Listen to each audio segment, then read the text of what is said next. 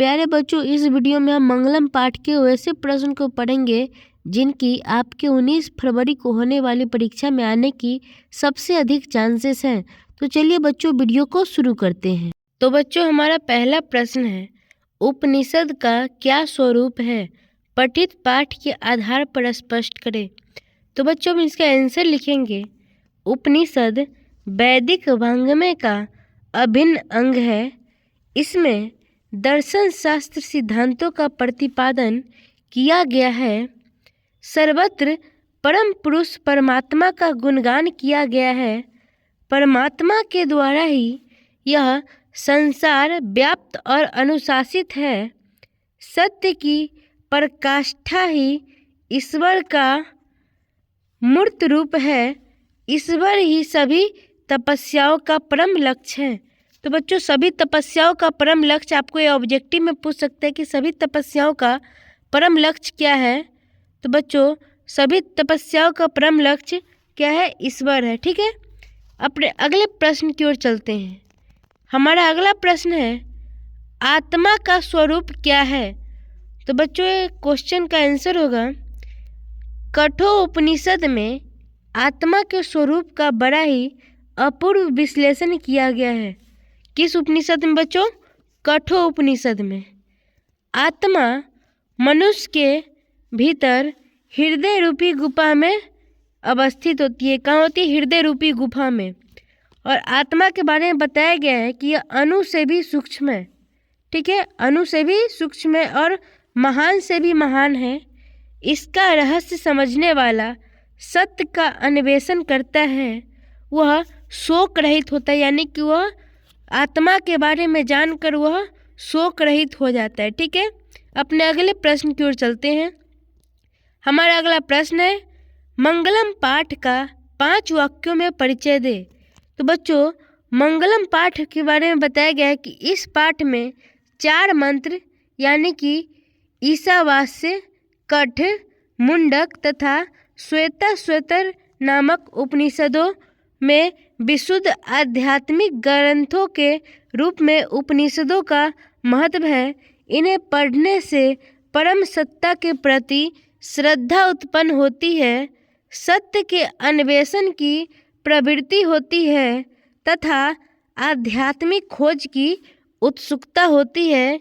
और क्या होती है? उपनिषद विभिन्न वेदों से संबंध है। ठीक है, हमारा अगला प्रश्न है, महान लोग संसार रूपी सागर को कैसे पार करते हैं?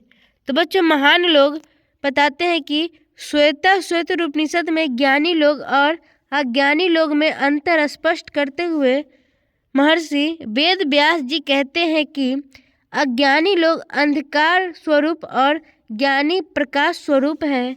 महान लोग इसे समझकर मृत्यु को भी पार कर जाते हैं, क्योंकि संसार क्या है? संसार रूपी सागर में यहाँ बहुत महान और बहुत मूर्ख लोग हैं। ठीक है, अगले क्वेश्चन की ओर चलते हैं। बच्चों, ये सभी क्वेश्चंस बहुत VVI है, इसलिए सभी क्वेश्चंस को याद कर लीजिए, क्योंकि आपके एग्जाम में यहाँ से बहुत सारे क्वेश्चन आएंगे। ठीक है, अपने अगले प्रश्न की ओर चलते हैं। हमारा अगला प्रश्न है, विद्वान पुरुष ब्रह्मा को किस प्रकार व्यक्त करता है?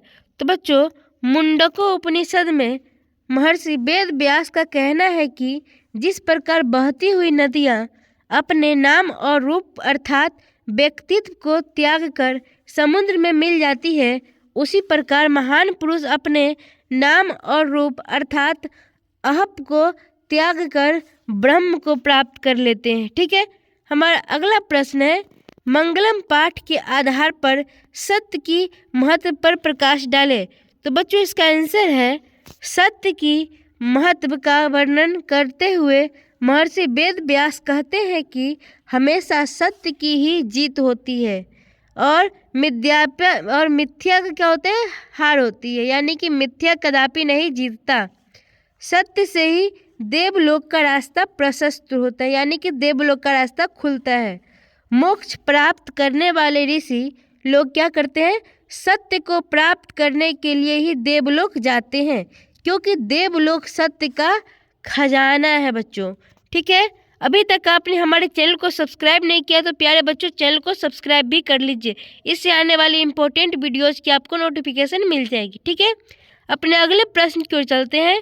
हमारा अगला प्रश्न है, मंगलम पाठ के आधार पर आत्मा की विशेषता बताइए।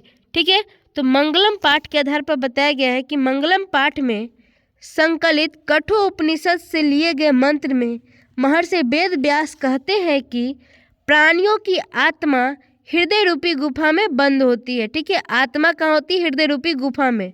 यह सूक्ष्म से सूक्ष्म और महान से महान है। इस आत्मा को वश में नहीं किया जाता, आत्मा को वश में नहीं किया जा सकता है। विद्वान लोग शोक रहित होकर परमात्मा यानी अर्थात ईश्वर का दर्शन करते हैं और आत्मा के बारे में भी जानकर विद्वान लोग क्या करते हैं? शोक रहित होते हैं। ठीक है, हमारा अगला प्रश्न है, उपनिषद को आध्यात्मिक ग्रंथ क्यों कहा जाता है? तो बच्चों उपनिषद एक आध्यात्मिक ग्रंथ है क्योंकि यह आत्मा और परमात्मा के संबंध के बारे में क्या करता है? विस्तृत व्याख्या करता है।